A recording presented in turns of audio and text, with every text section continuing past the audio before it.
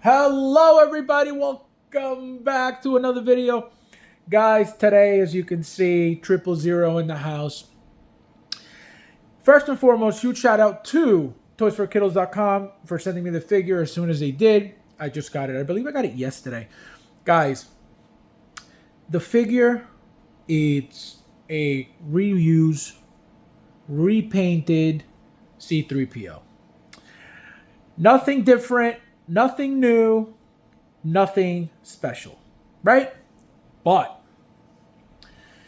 the figure, guys, the paint application, the fact that it has the red eyes because it's a dark side figure from the Dark Empire comic book, I believe, which is what it turned out to be.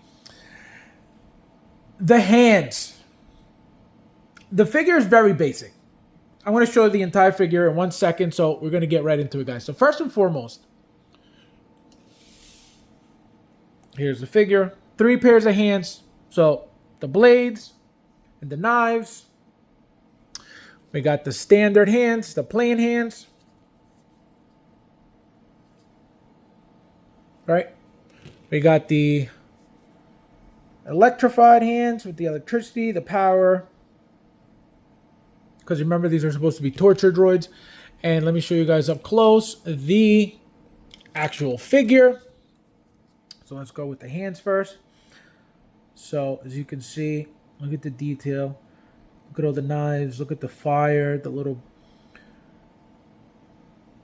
blades.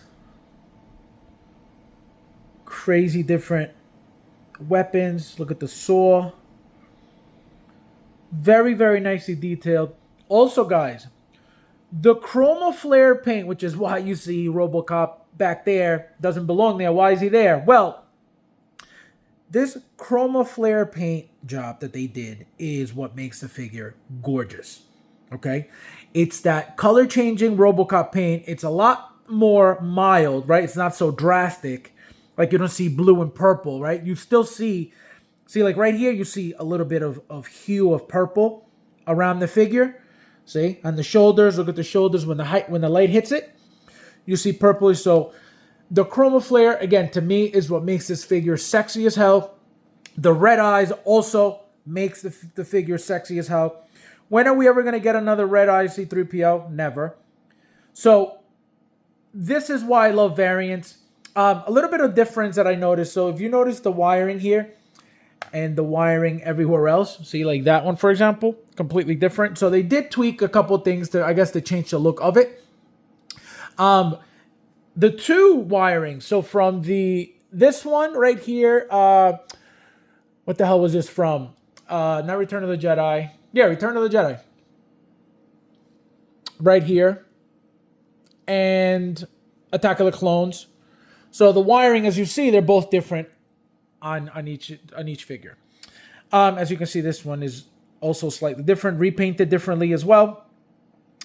But again, very basic, guys. Beautiful, beautiful, beautiful. Again, like I say, I always tell you guys, I love variants. Variants are the coolest way to reuse a figure body or a figure or a head sculpt, which, I don't mind. As long as it's different enough, I don't care for, if they reuse anything or not. But overall, the figure's great. So I want to pull up the Attack of the Clones one, just so I can show you guys a couple of differences. So like I mentioned, the wiring, let me take the base off so I don't have any problems. So let me show you the wiring I was telling you about. So as you can see how they designed the wiring differently. One is super clean, the 000 is super clean. Look at the weathering on the Attack of the Clones one. And just look at all the weathering on the right one. Look how smooth and clean. But again, to me, it's all paint. It's all the paint application. That chroma flare paint is what makes this figure, what it is, because it's completely different than anything else. And we don't get paint applications like this besides RoboCop. Ever. What other figures have we gotten with chroma flare? None. Again, besides RoboCop. So that alone, and again, the tone of it, it's a little bit darker, that dark metallic, like a little bit shinier than a gunmetal would be, but super, super great, super, super sexy. The weight to it, because it's die cast. Don't forget, this is not the last C3PO. This is our first variant. I doubt we'll be getting more variants from C3PO. We're getting the BT1 as the R2 variant. This is the C3PO variant, as you can see. And we've still got plenty of C3POs to go. So like I said, the moment they come out with something that they can reuse, especially without a head sculpt, because they don't need permission from anybody, they don't need the likeness permission from anybody, they don't need people to sign off on anything. As long as you get the license for the figure or for the character, that's all that matters. Again, the fact that it's a robot, you don't need anybody's likeness, you don't need anybody's face for it. So it's that much easier for them to reuse these figures and these molds and pieces and plates and all that stuff like they use for the clones and the stormtroopers and all those panels and all that stuff. Because again, it's just easy money for them, and everybody's always looking to buy something. Doesn't matter what it is, as long as it looks cool and it looks decent and you want it in your collection. That's it. It's over. But yeah, guys, another 10. Again, very basic, nothing crazy, nothing fancy, nothing oh my god. But the paint application, to me, is what makes it. And again, the red eyes, because it's something different, it's something new. C3PO never has red eyes unless he's bad, as you can see. But overall, guys, it's going to look beautiful in any display. It's going to look gorgeous with BT1 when he comes out.